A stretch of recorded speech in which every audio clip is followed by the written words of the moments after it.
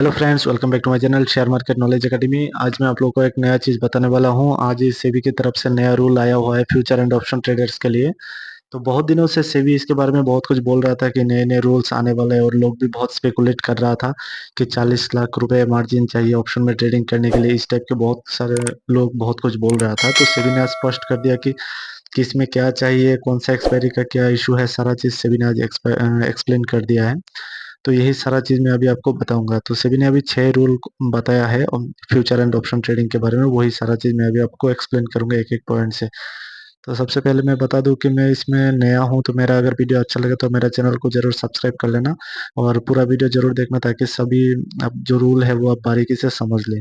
तो आइए शुरू करते हैं। तो 6 रूल जो कौन कौन सी है वो मैं सबसे पहले आपको बता देता हूँ। Daily expiries are out, higher contract size, higher margin requirement, upfront collection of premium for option buyers, calendar spread no more and intraday position limits. तो ये सारा चीज है। तो सबसे पहले मैं आपको पहला पॉइंट जो है वो दिखा देता हूँ।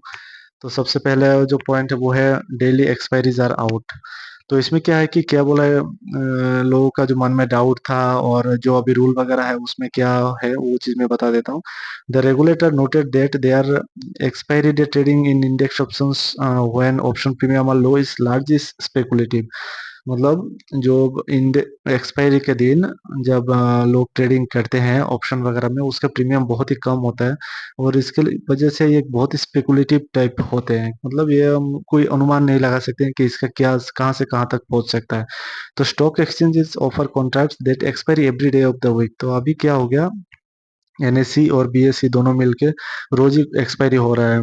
Monday mid cap Nifty, Tuesday को हो रहा है निफ्टी फाइनेंस, बुधवार को हो रहा है निफ्टी 50, बृहस्पतिवार को बैंक निफ्टी, फ्राइडे को सेंसेक्स। ये सारा चीज हफ्ते के पांचों दिन जो एक्सपायरी है वो एक एक दिन करके लेके रखा है। तो जिस वजह से क्या हो रहा है कि ऑप्शन प्रीमियम कम होते ही लोग वो एकदम भरपूर टूट पड़ते हैं किसी ऑप्शन को लेने के लिए।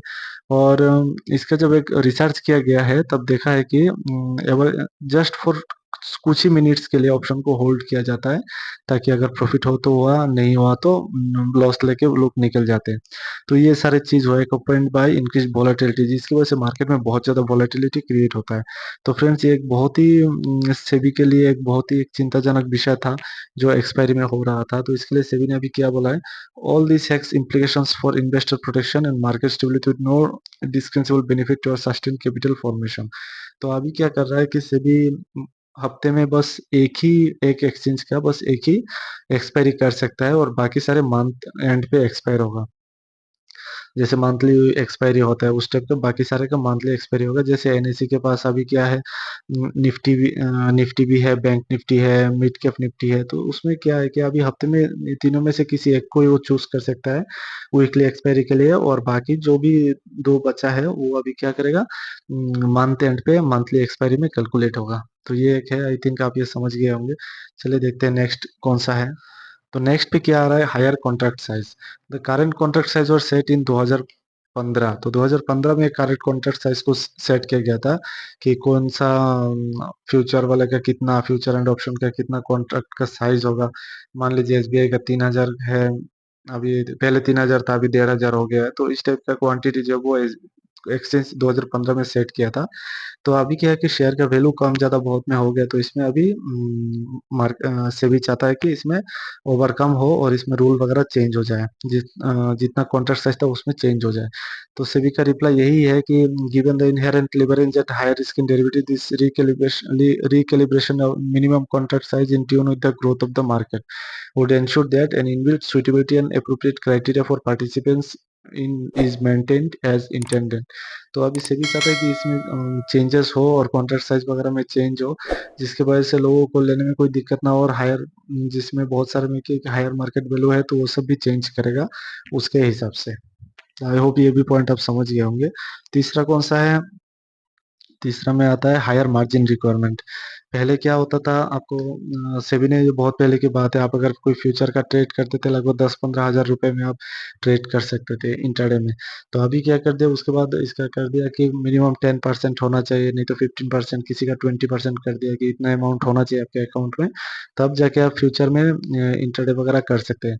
तो अभी इस चीज़ में और थोड़ा सा चेंजेस लाया है और ये चाहता है कि इसमें और ज़्यादा चेंजेस हो। अभी 2% एक्स्ट्रा लॉस मार्जिन जो है वो ऐड कर दिया है। मतलब पहले अगर आप 20% देते थे, तो अभी 22% मार्जिन देके आपको इसमें ट्रेडिंग करना पड़ेगा।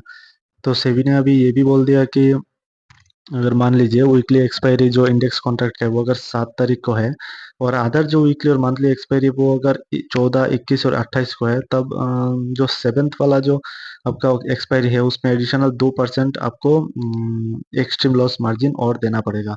तो जिसकी वजह से क्या हुआ कि आपको और ज़्यादा पैसा अकाउंट में रखना पड़ेगा, जो एक्सचेंज इसको डाउन पेमेंट टाइप के तौर पे इसको रख लेगा, और इसको एक तरफ से आप उसको यूज़ नहीं कर सकते अगर आपने उस पीरियड के कोई कॉन्ट्रैक्ट को लिए हैं। तो ये चलते हैं नेक्स्ट की तरफ। नेक्स्ट में क्या है कि upfront collection of premium, the regulator in October 2023 had mandated that brokers collect margins upfront. Now, taking into consideration how wildly the prices of options can move during the day, the regulator has asked the brokers to collect net option premium to upfront. तो अभी क्या हुआ है कि broker जो है वो आपको बहुत सारा मार्जिन देता था, बिना आपको पूरा पेमेंट किए हुए भी आपको मार्जिन वगैरह देता था। तो अभी इसमें सेबी ने रोक लगा दिया है, और आपको जो ऑप्शन जो प्रीमियम है उसको देना पड़ेगा, और साथ में अपफ्रंट मार्जिन और ज़्यादा देना पड़ेगा। तो इसमें क्या लिखा है कि in order to avoid any undue intraday leverage to the end client and to discourage any practice of allowing any positions beyond the collateral at the client level, it has been decided to mandate collection of options premium upfront from option buyers by the trading member. तो जो option by करेगा उससे भी margin का जो upfront collection है वो भी आपको देना पड़ेगा। तो ये चीज अभी चेंज हो गया। उसका नेक्स्ट में क्या है कि calendar spread no more, the benefit of calendar spread of or offsetting positions across financial expiries will not be available for contracts that are expiring on that day. मतलब SEBI said that this has been decided after seeing that the value of a contract expiring on the day can move very differently from the value of similar contracts expiring in future. मतलब पहले क्या करते थे कि लोग roll over कर देते थे, मान लो किसी कॉन्ट्रैक्ट में, फ्यूचर के कॉन्ट्रैक्ट में अगर लॉस चल रहा है तो उसको होल्ड कर लेते थे एक्स्ट्रा और कुछ पैसा देके, लेकिन अभी ये चीज़ नहीं कर पाएगा। तो सेबी अभी क्या बोला है कि given the relatively very large volume witnessed on the expiry day vis-a-vis future expiry days and the enhanced basic risks that is represents, it has been decided that the benefit of offsetting positions across different expiries shall not be available on the day of expiry for contracts expiring on that day.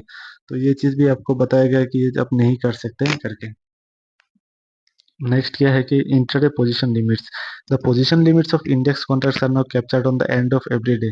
मतलब आपको जो position limit है वो रोज का रोज अभी से भी check करेगा। The regulator has asked stock exchange and clearing corporation to now capture this position limits at least 4 times a day. तो पहले दिन में एक बार चेक होता था एंड ऑफ द डे, और अभी दिन में 4 बार चेक होगा। तो to address the aforesaid risk of position creation beyond permissible limits, it has been decided that existing position limits for equity index derivatives shall henceforth also be monitored intraday by exchange। मतलब दिन भर भी ये check किया जाएगा। तो ये चीज़ है, इससे तो बहुत सारा आपको प्रॉब्लम अभी फेस होने वाला है शुरू-शुरू में, लेकिन इसका अभी रिसेंटली नहीं होगा, इसका बहुत टाइम बचा हुआ है इसके लिए। तो आई फ्रेंड्स तो फ्रेंड्स आई होप ये सारा वीडियो आपने देखे और आपको अच्छा लगा है कि सेबी ने अभी क्या-क्या रूल चेंज किया है। तो अगर मेरा वीडियो अच्छा लगे तो मेरे चैनल को ज़रूर सब्सक्राइब कर लेना और बेल आइकन का दबा देना ताकि सबसे पहले मेरा वीडियो आपके पास पहुँच जाए। Thank you friends for watching my video.